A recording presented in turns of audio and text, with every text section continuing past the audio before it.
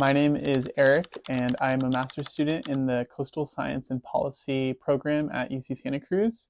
I'm working with the Land Trust of Santa Cruz County, and I'm working on several projects, but is trying to get some baseline information on nitrogen that is coming off of Beach Ranch and into the Watsonville Slough and Pajaro River, as well as some information on how much water is actually moving from the farm into the Watsonville Slough, which will be really helpful for future management of the site.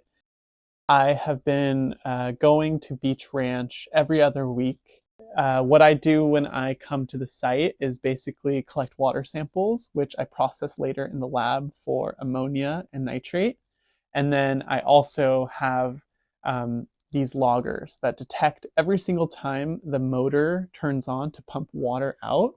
These two different data points, how much water, and then the concentration of nitrate and ammonia in the water, will give me the total nutrient load that's coming off the farm and entering the wetland. Excess nitrogen in wetlands or in the ocean, it can cause these things called algal blooms, which when they die off, pulls a lot of oxygen out of the water, which can cause things to die off, like fish.